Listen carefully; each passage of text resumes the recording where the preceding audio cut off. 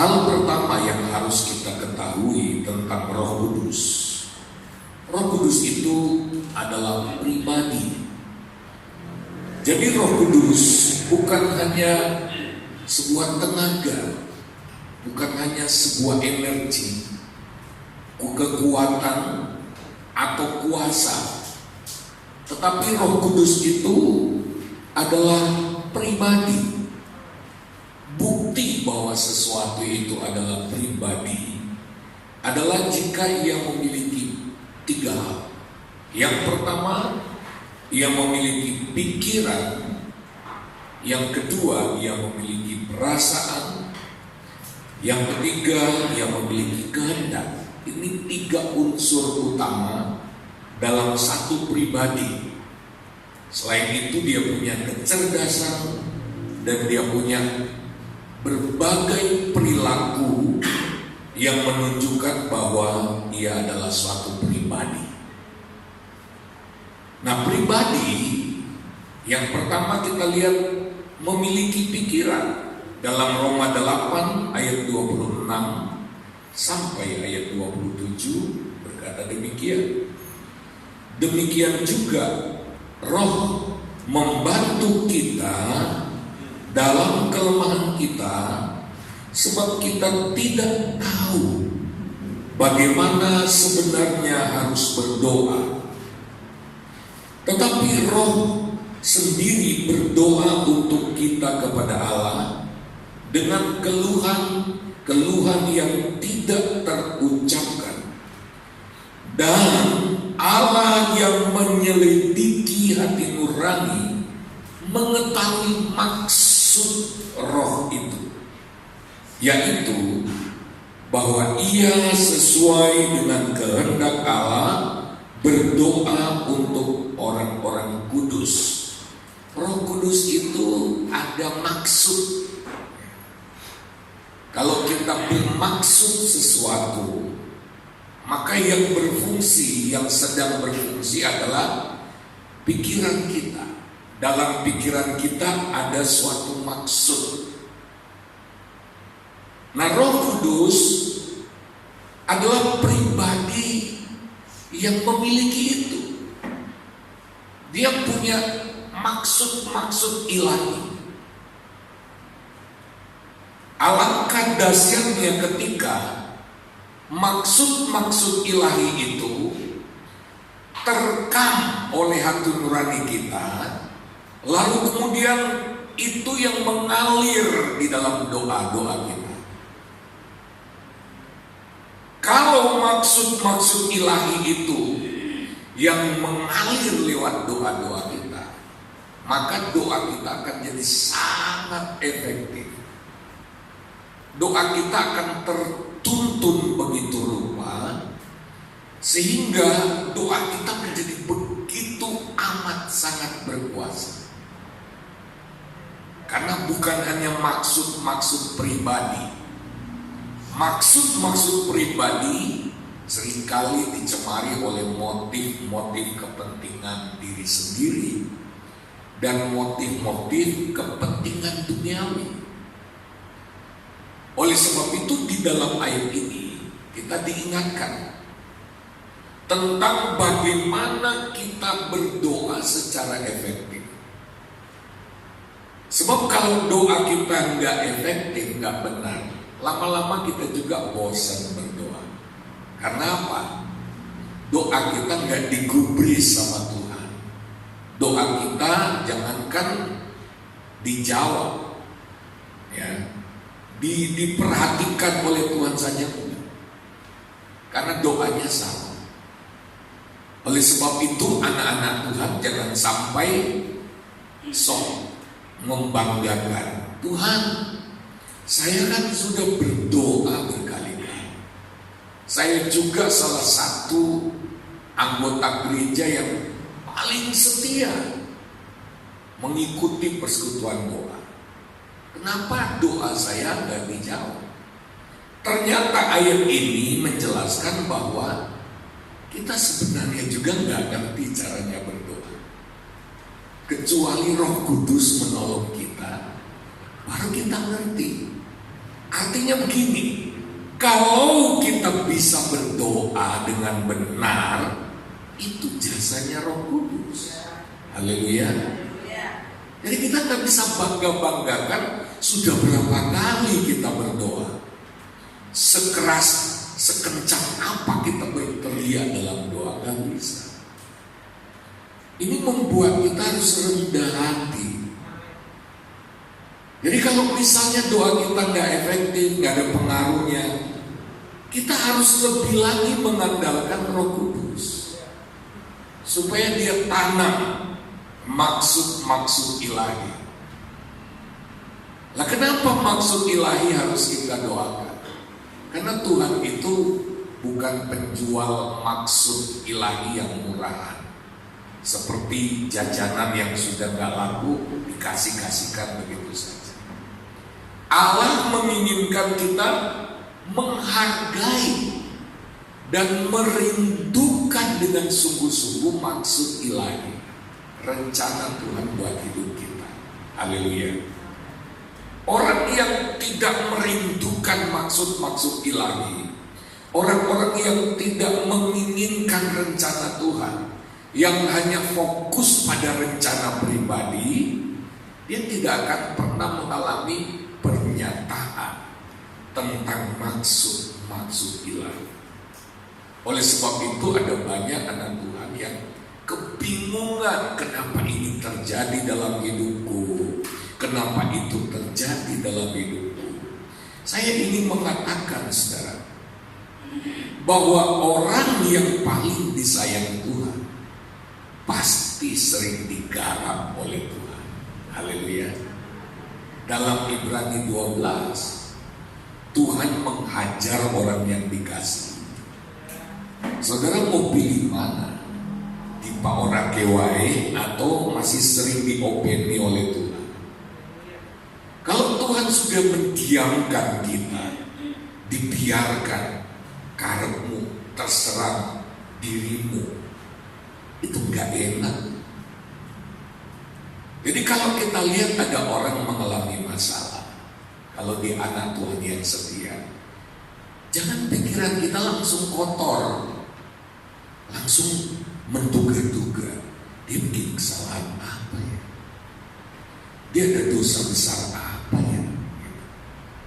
Kalau dia anak Tuhan, kalau kita lihat dia begitu sungguh-sungguh, lalu kemudian loh, anak Tuhan yang begitu sungguh-sungguh, kata-katanya rohani, kok bisa mengalami masalah yang begitu besar?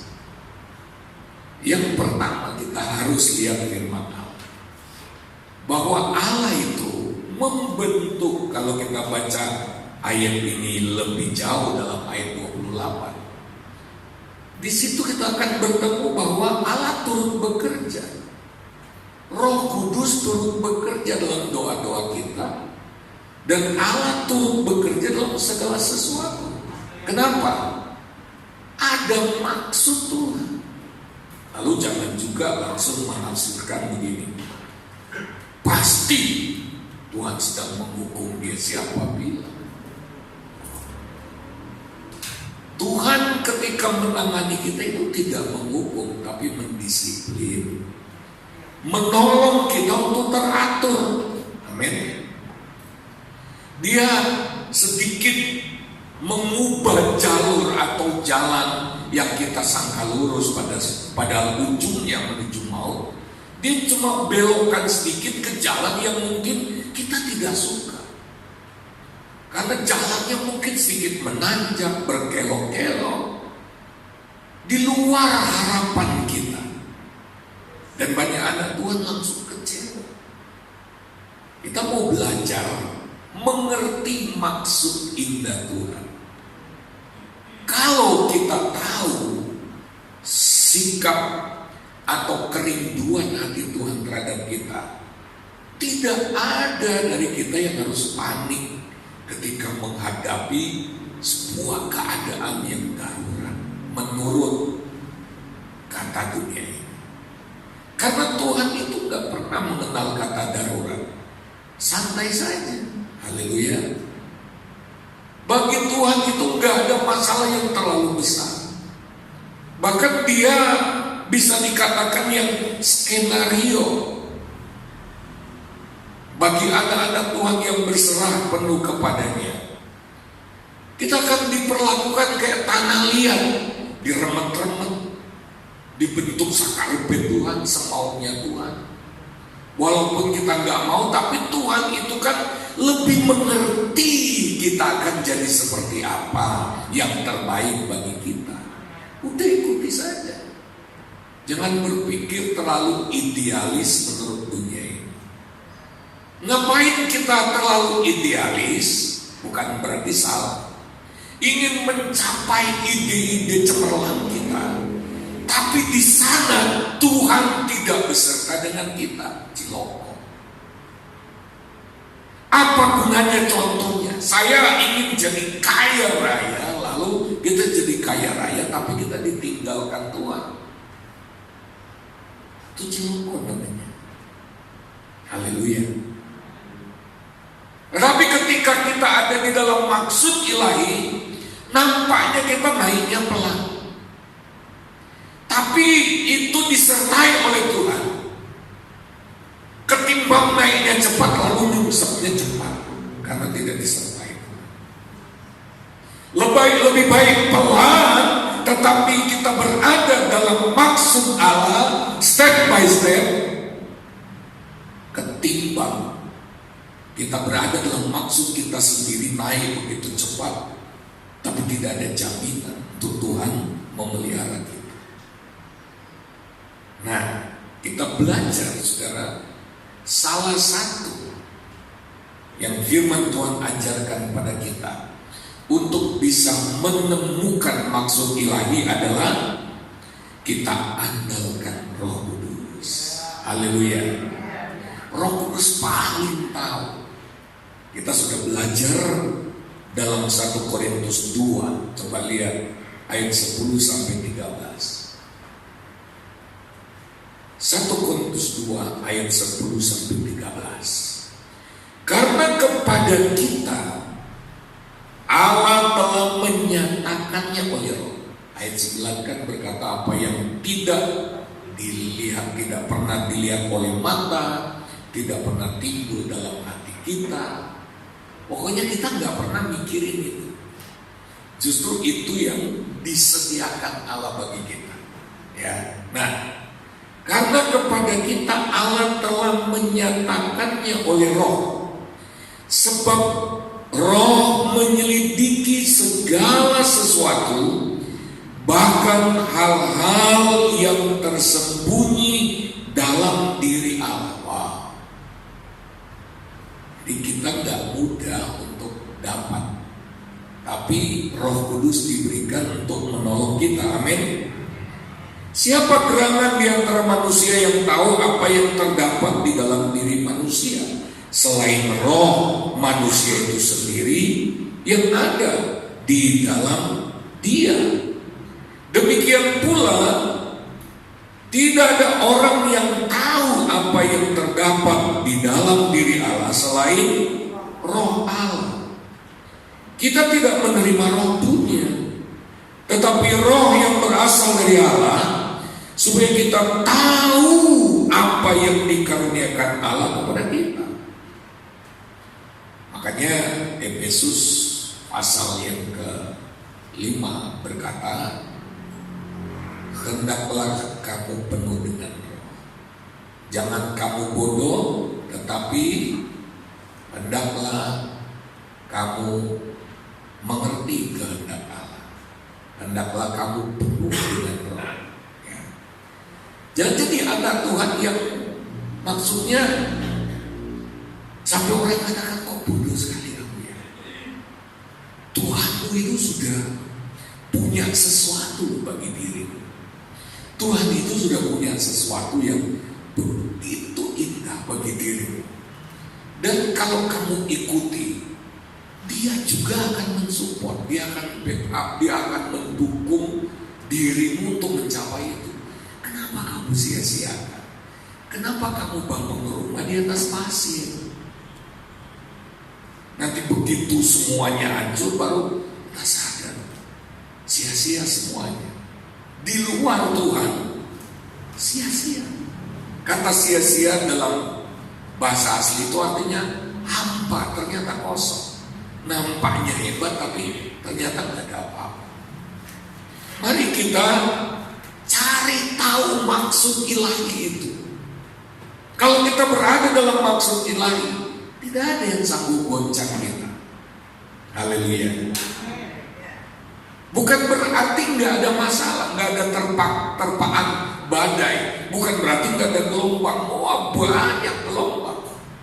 Tapi maksudnya masalah datang, gelombang datang, persoalan menghajar kita nggak goyah. Karena apa? Kita berdiri di atau hidup dalam maksud ilahinya Tuhan. Lebih enak. Siapa mau hidup tenang? Nah, hidup tenang itu dahsyat. Haleluya. Ya, kita nggak perlu khawatir apapun. Dan kami menafsirkan hal-hal rohani kepada mereka yang mempunyai roh. Kami berkata-kata tentang karunia-karunia Allah dengan perkataan yang bukan diajarkan kepada kami oleh hikmat manusia, tetapi oleh roh. Lihat saudara.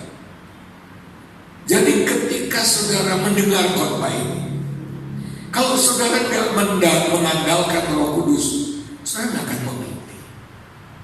Rasul Paulus berkata tadi, dan karena kami menafsirkan hal-hal rohani kepada mereka yang mempunyai roh. Jadi maksudnya begini, ketika kita jadi anak Tuhan, itu nggak cukup keluar masuk gereja seperti ini. Pertanyaannya begini, apakah kita selalu dikuasai, dipenuhi, dikendalikan oleh Roh Kudus? Atau yang kita praktekkan cuma ritual seperti ini? Yang penting saya sudah datang dalam ibadah, buru-buru melayani, buru-buru melakukan ini itu, ya, untuk datang dalam ibadah, untuk mengikuti ibadah saja itu saya sudah korban loh, korban waktu loh. Waduh, kita akan kehilangan hal yang amat sangat berharga dari Roh Kudus yang selalu siap menyatakan kepada kita maksud-maksud ilahi yang luar biasa. Kalau kita ada di dalam maksud ilahi dengan baik-baik, kita itu akan seperti dibawa oleh pesawatnya Tuhan, naik. Kita dikasih sayap untuk naik.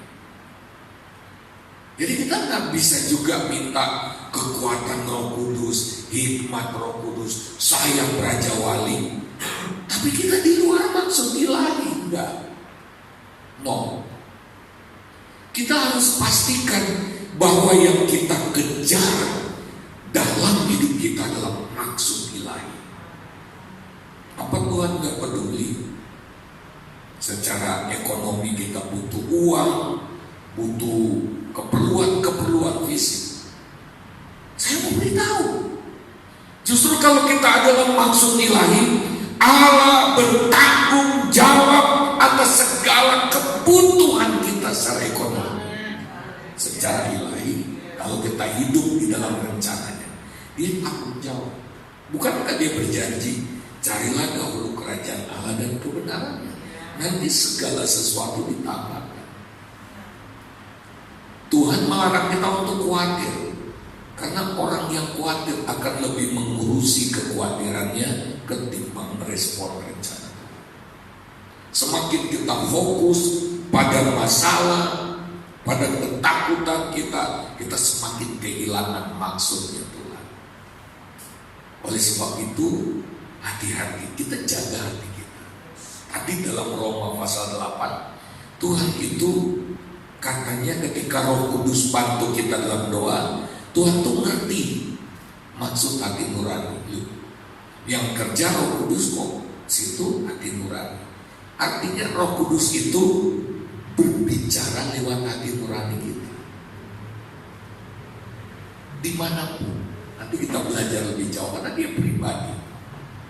Jangan sampai kita izinkan sesuatu yang gak benar di hati kita. Kita akan merugi besar. di hadapan Tuhan. Hemat-hemat. Kalau Tuhan tiba-tiba bicara, hati kita sudah terlalu penuh. Hati kita itu terlalu rame. Hati kita itu terlalu suaranya bising, penuh dengan kebisingan. Makanya firman Tuhan mengajar kita untuk berlatih tenang di hadirat Tuhan. Amin. Harus cukup waktu. Saudara duduk di hadirat Tuhan, belum tentu hati saudara sudah terkondisikan. Ada kalanya saya pun seperti itu, waktu duduk merem, pikirannya masih ini itu. Makanya untuk bisa naik ke tahapan rohani yang peka dengan untuk menangkap maksud ilahi, kita nggak boleh eman-eman menyediakan waktu untuk menanti-nantikan Tuhan. Amin. Nggak bisa terburu-buru. Ada anak Tuhan mau mempersalahkan Tuhan, sebelum dia melakukan sesuatu dia doa, tapi doanya instan. Tuhan Yesus tolong ya kamu ini. Langsung dia gerak, langsung dia lakukan aktivitasnya. Dan ternyata di tengah aktivitas dia mengalami insiden. Wow, dia marah sama Tuhan. Tadi kan aku sudah berdoa, tadi aku sudah berserah. Lalu kemudian temannya bilang, kalau begitu kamu ambil waktu lagi tanya Tuhan lebih jauh. Tenangkan hati. Ketika dia mendengar kata tenangkan hati, tiba-tiba Roh Kudus bicara dia bilang, tadi itu Tuhan mau kasih tahu kamu, jangan beratkan. Tapi kamu itu terlalu keburu-buru. Kamu doa instan, kamu nggak tenangkan hati dulu. Seharusnya kamu nggak berani. Nah, saya mau beritahu, untuk memilih, untuk mendapatkan maksud ilahi, kita perlu hati. Haleluya. Kita perlu hati yang, ya kalau Tuhan belum bicara hati-hati, ya kira begitu. Kalau hati kita masih berdebar-debar, jangan jalan dulu. Jangan ambil keputusan, jangan sok kemintar, lebih pintar dari Tuhan. Ambillah waktu, berlatihlah untuk daripada instan doanya, lebih baik berlatih instan tenangkan hati. Kalau sudah terlatih, yang perlu dipercepat bukan omongan, bukan permohonan doa, yang perlu dipercepat tuh hati yang tenang. Itu yang justru harus dibikin instan. Kalau kita terus melakukannya, kita akan mudah terkoneksi dengan Tuhan. Haleluya. Dalam 1 Korintus, tadi kita sudah baca pasal 2, sekarang kita lihat pasal 14 ayat 2. Siapa yang berkata-kata dengan bahasa roh, tidak berkata-kata kepada manusia, tetapi kepada Allah. Sebab tidak ada seorang pun yang mengerti bahasanya. Oleh roh ia mengucapkan hal-hal yang rahasia. Bahasa roh itu kan bahasa Roh Kudus. Yang mengerti makna dari bahasa itu adalah Roh Kudus. Bahkan kita yang dipakai untuk berbahasa roh pun belum tentu tahu. Kecuali kita tadi itu memiliki hati yang tenang, hati yang peka. Saya sering kali kalau berdoa, apalagi kalau kita lagi doa bersama di sini, ketika saya mulai penuh dengan bahasa roh, saudara, saya itu bisa nangkap saya lagi ngapain. Roh Kudus ada kalanya beritahu, muncul di dalam hati saya, ini kok bukan doa, ini bahasa roh ini nggak ada kait mengait dengan jemaat.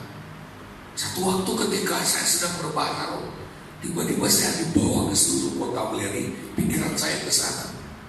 Wah, ini peperangan ini. Ya.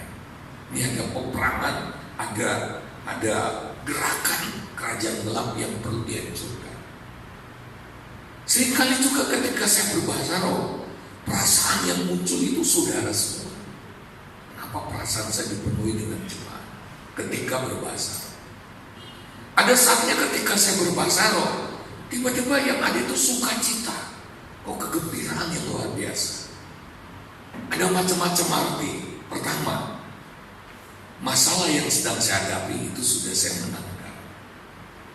Yang kedua, satu waktu ketika saya berbahasa roh, tiba-tiba muncul sebuah perasaan, hari ini akan ada berkat istimewa. Dan di dalam berbahasa roh itu bahkan ada nadanya. Bahasa roh yang saya ucapkan mulai ada nada, mulai nyanyi saya dalam roh. Lalu tiba-tiba pikiran perasaan saya itu seperti orang yang diberi kabar bahwa akan menerima sesuatu yang besar hari itu. Dan ternyata benar, saudara. Sebelum hari itu berakhir, berkat itu datang, saudara. Berganda lagi. Wow, ternyata ini yang tadi pagi.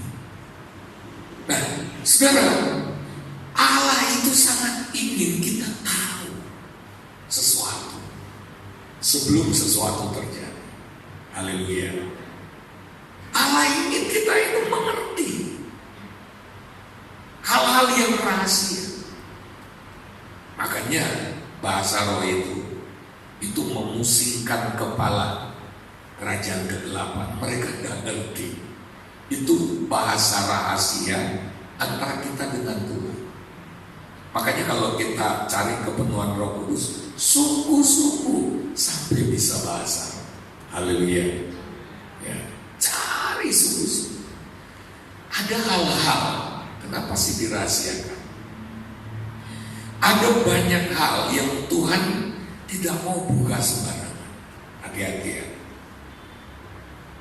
Ada saatnya di mana rahasia itu hanya antara kita dengan Tuhan. Saya sempat bertanya-tanya kenapa ini menjadi rahasia. Karena ada hal-hal yang Tuhan tidak ingin iblis mengganggu atau siapapun mengganggu.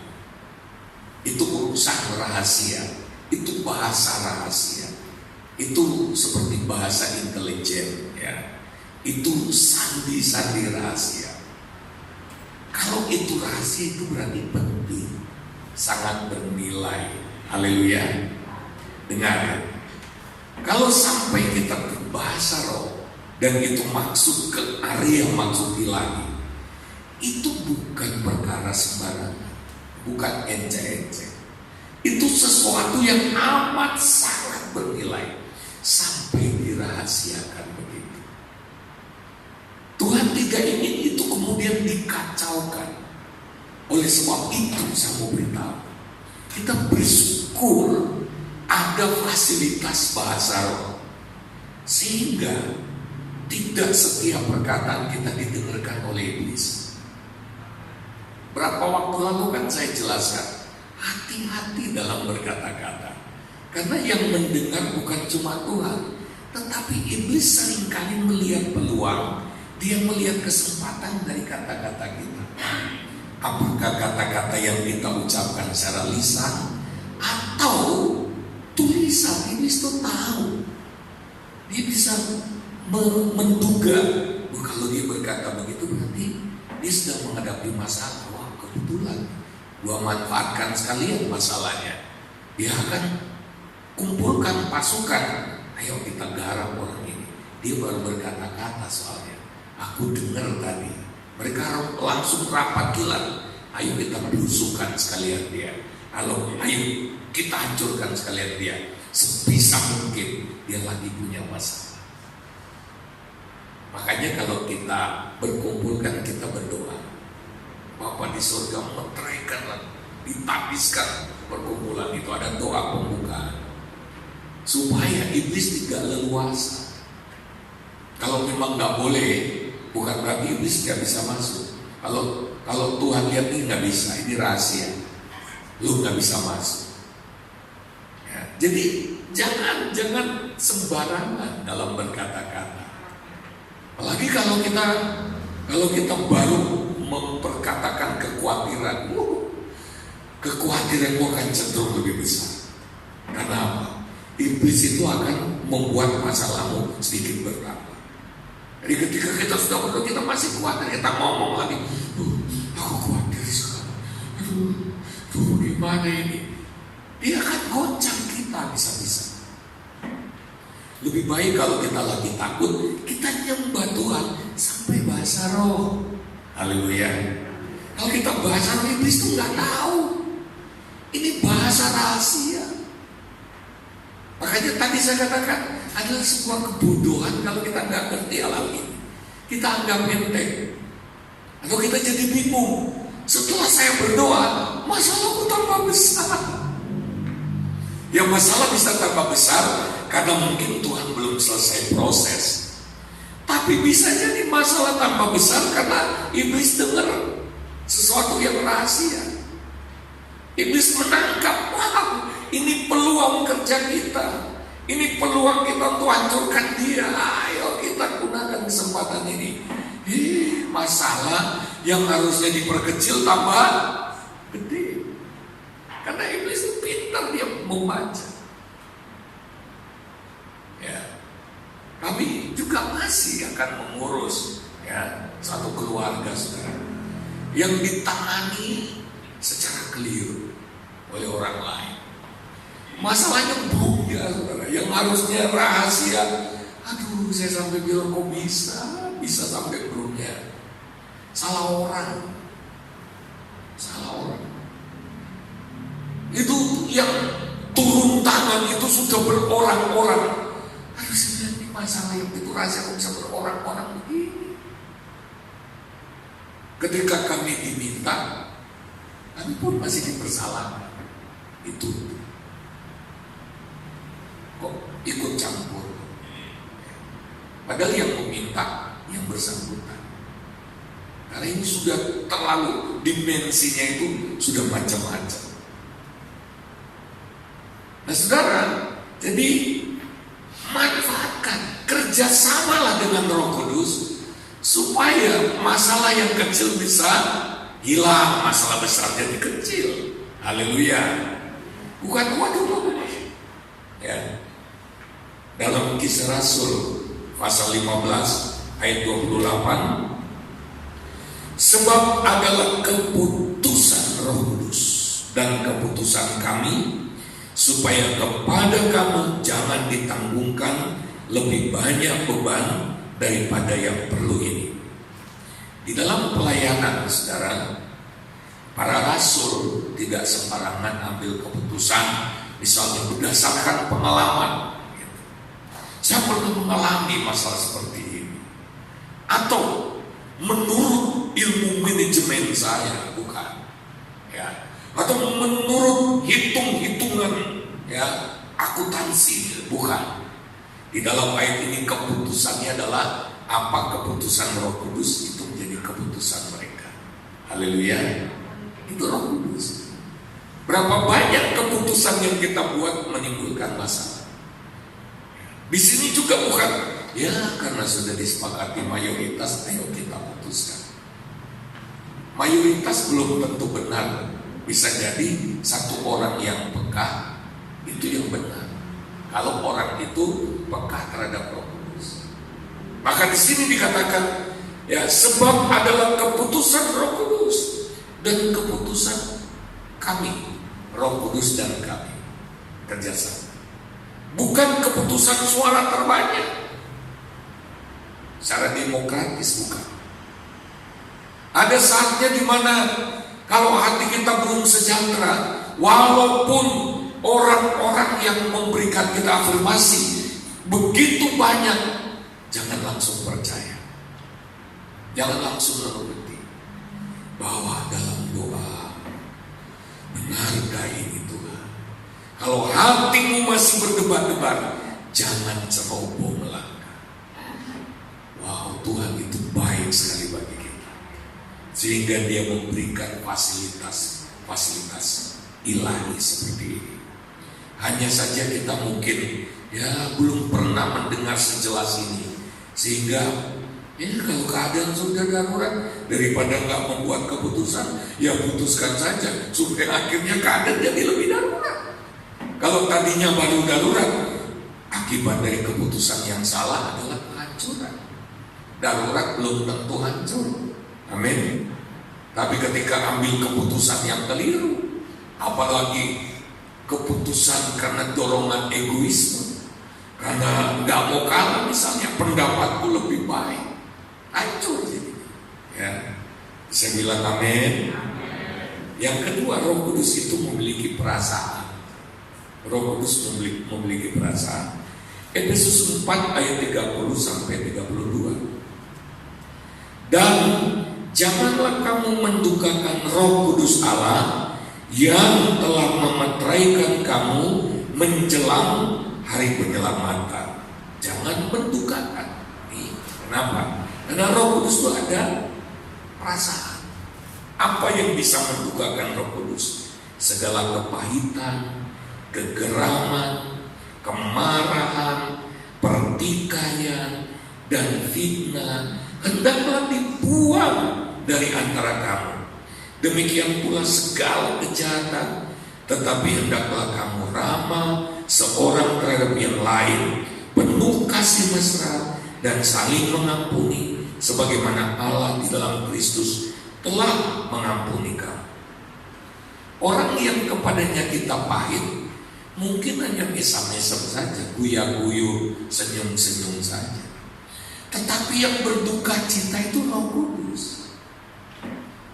Kenapa? Hati kita itu rumahnya Roh Kudus. Kenapa diisi sampah? Dia sedih sekali. Lalu Roh Kudus kalau lagi berduka cita, bukan berarti dia kehilangan kuasa. Sama saja saudara. Coba orang lagi berduka cita kehilangan anggota keluarga yang dikasih, dia akan fokus ke duka cita itu. Jadi ketika kemudian kita ingin ngomong sesuatu, kita pikir dulu, ini orang lagi berduka cita. Jangan bikin Roh Kudus berduka cita. Haleluya. Itu punya perasaan. Mari kita mulai nangkap sesuatu. Roh Kudus itu pribadi, punya pikiran, punya perasaan. Jangan memperlakukan Roh Kudus seolah-olah dia hanya hembusan angin atau hanya sebuah arus kekuatan. No. Roh Kudus itu punya perasaan. Dalam Roma 15 ayat 30 berkata, tetapi demi Kristus Tuhan kita dan demi kasih Roh, Roh Kudus punya perasaan kasih, mencintai. Nah, saya mau katakan sesuatu yang mungkin kalau kita bisa nangkap. Kita baca dulu Yesaya 63 ayat 10 sampai 11. Tetapi mereka memberontak dan mendukacitakan Roh Kudusnya, maka ia berubah menjadi musuh mereka, dan ia sendiri berperang melawan mereka. Saya mungkin berpikir mendukacitakan Roh Tuhan itu Roh cuma berdukacita, enggak. Dalam ayat ini, kalau kita terus-menerus mendukacitakan Roh Kudus, dia berubah menjadi melawan kita. Bukan malah menuntut kita, dia lawan kita. Siapa bisa menang lawan Roh Kudus? Siapa bisa menang lawan Tuhan? Roh Kudus itu pribadi Allah sendiri. Kita kan berpikir, kalau saya lagi mendukacitakan Roh Kudus dengan banyak hal tadi dalam kitab Efesus, dengan isi hati kita yang tidak disukai oleh Tuhan, kita pikir hanya sekedar menyiksa Roh Kudus. Kalau Roh Kudus didukacitakan terus-menerus, Allah berubah jadi lawan kita. Apapun yang kita lakukan, kita akan berhadapan dengan Tuhan melawan kita, gak bisa. Kamu terlalu kebangetan. Dia jadi musuh. Lalu teringatlah mereka kepada zaman dahulu kala, zaman Musa hambanya itu. Di manakah dia yang membawa mereka naik dari laut bersama-sama dengan pengembala kambing dombanya? Di manakah dia yang menaruh Roh Kudusnya dalam hati mereka? Akhirnya mereka kehilangan. Di mana Tuhan? Di mana Yesus? Kalau kita menduka-citakan Roh Kudus, kita akan kehilangan pertolongan. Yang ada adalah kita mendapatkan perlawanan. Kiranya ini kemudian mulai memberikan kita kesadaran untuk memberikan rasa hormat pada pribadi Roh Kudus. Paulo Yongico demi menyadarkan dia tentang pribadi Roh Kudus, dia sampai di mimbar itu ada kursi kosong, tidak boleh diduduki siapapun. Yang jelas Roh Kudus gede banget, Tuhan itu luar biasa, nggak mungkin ditampung di kursi itu. Itu hanya sikap menghormati saja. Ya, sebenarnya yang ada dalam pikirannya adalah dia memberikan tahta buat Tuhan. Itu cuma simbolis saja. Satu waktu saudara ada orang duduk di kursi itu kursi itu langsung disingkirkan. Dia harus cari kursi yang baru didoakan tuh. Ya, dia begitu menghormati Roh Kudus. Catherine Kuhlman yang saat dia dipakai Tuhan luar biasa. Ketika mulai ibadah, ada orang sembarangan ya jalan sana kemari. Ketika dia berdiri, dia nggak bicara. Dia diam. Lalu kemudian ada gelombang kuasa yang luar biasa. Lalu dia cuma ngomong begini, tolonglah, aku ini cuma punya dia.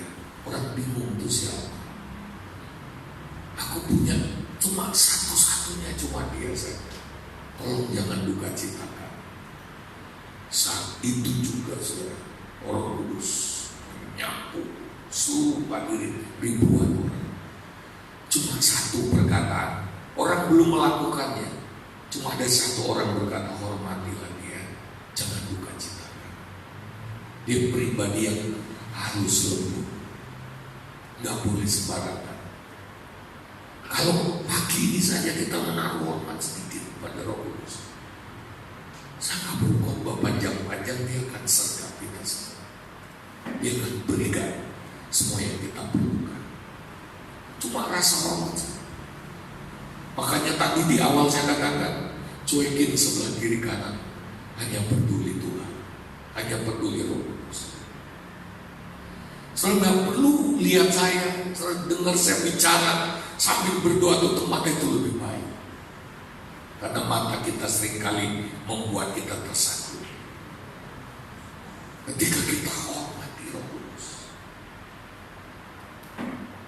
kita akan alami kedahsyatan. Sementara pujian tadi saya tanya, goalnya apa Tuhan? Goal firman Tuhan hari ini adalah dimanapun kita berada, belajar menghormati Roh Kudus. Dia akan tolong kita terus-terus. Itu saja. Banyak hal akan terjadi dalam hidup kita kalau kita belajar menghormati Dia. Caranya apa lagi Tuhan? Kau harus lebih banyak ngobrol dengan Roh Kudus daripada dengan istrimu. Kan yang terdekat dengan kita adalah pasangan. Kalau yang belum menikah, sahabat. Maksudnya jangan engkau lebih banyak ngobrol dengan orang lebih banyak dari Roh Kudus. Harus yang lebih banyak mendapat porsi obrolan kita adalah Roh Kudus. Dia itu pribadi yang enak diajak ngobrol. Benny Hinn sampai setiap pagi harus, selamat pagi Roh Kudus, selamat pagi, selamat siang, selamat malam. Dia begitu menghormati. Sampai satu saat ketika dia kecapean, dia berdoa, Roh Kudus, besok pagi tolong bangunin aku. Karena capek dia nggak bisa bangun. Lalu tiba-tiba Roh Kudus melakukan, selimutnya ditarik dan didorong jatuh dari ranjang hanya untuk membangunkan dia karena ada pelayanan besar. Ketika dia dipakai Tuhan luar biasa. Ini menghormati Roh Kudus. Haleluya. Dan Roh Kudus itu punya kehendak. Yang ketiga, dia punya kehendak. Dia bisa memutuskan sesuatu. Tadi kita sudah belajar di atas. 1 Korintus 12 ayat 11. Tetapi semuanya itu dikerjakan oleh Roh yang satu dan yang sama, yang memberikan karunia kepada tiap-tiap orang secara khusus seperti yang dikehendakinya. Jadi Roh Kudus punya kemauan. Jangan maksain kehendakmu. Jangan paksain kemauan kita sendiri. Kita akan menduka-citakan dia. Lalu kita nggak peduli, cuekin keinginannya, kehendaknya. Ya. Kita lebih peduli dengan keinginan kita sendiri. Kita harus belajar tundukkan diri kepada kehendak dan keinginan dari Roh Kudus. Haleluya. Lalu Roh Kudus memiliki kecerdasan. Dia cerdas. Kalau kita belajar lebih jauh kata Parakletos sekarang, dia kan pribadi penolong. Coba katakan pribadi penolong kita. Dia memang diberikan untuk kita. Dia memiliki kecerdasan, bahkan saya bisa katakan begini, dia tenaga ahli dalam semua hal, bukan hanya dalam satu hal. Jadi ketika kita menghadapi sesuatu yang pelik, Roh Kudus itu tenaga ahli kita. Dia siap sedia. Dia bisa ngajari, dia bisa tahu kebohongan. Ingat Ananias dan Safira mencoba berbohong, Roh Kudus tahu.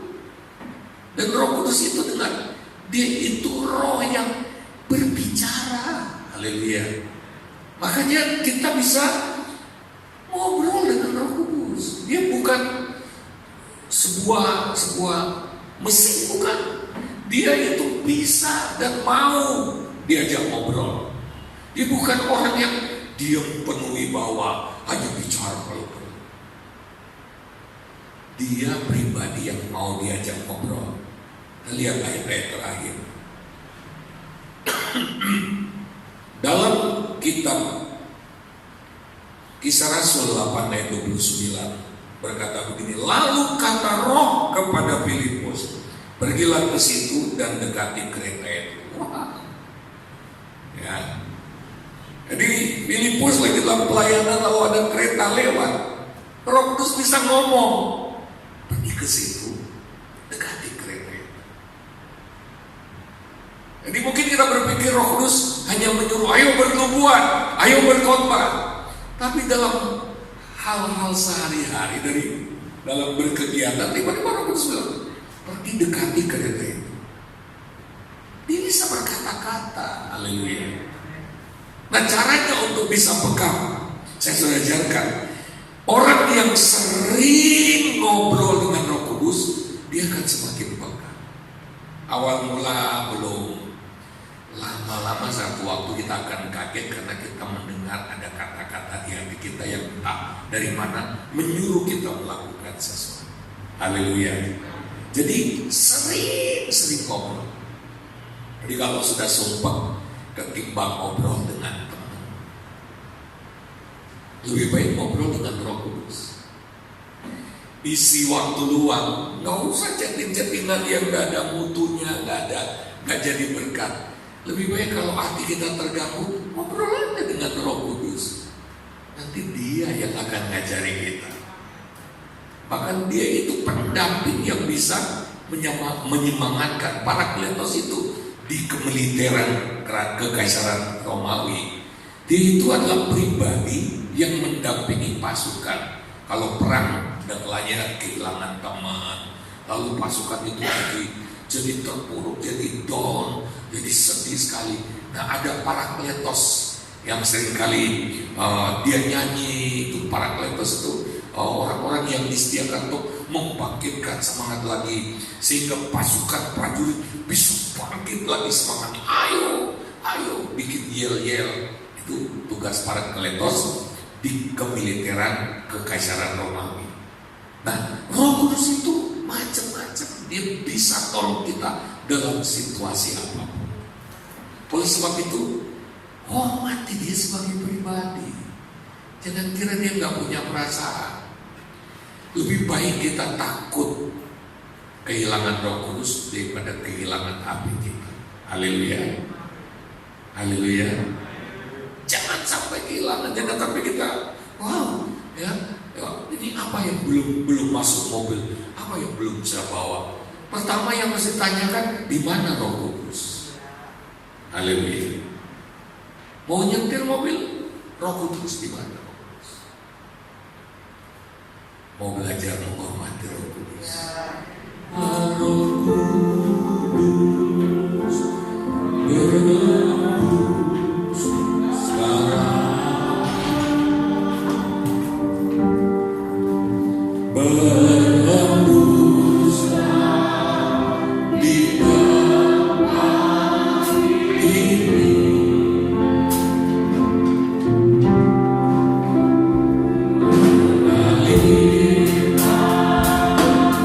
Rebus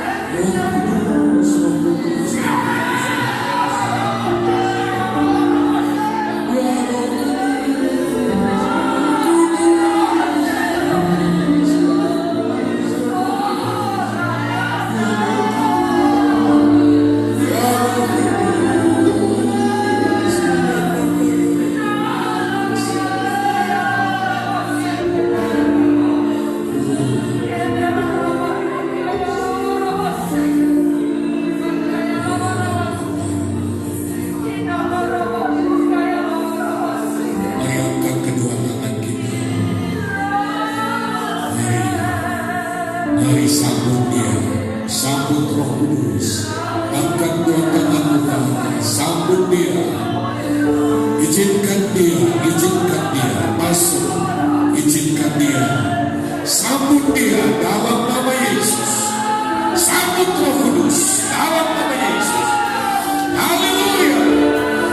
Izinkan dia lebih dekat lagi. Dalam nama Yesus, pribadi Roh Kudus kami sambut Engkau. Pribadi Roh Kudus, bertakalah, berkuasalah dalam hidup kami. Pribadi Roh Kudus, Engkau adalah penolong ilahi bagi kami. Terima kasih Bapa. Terima kasih Tuhan.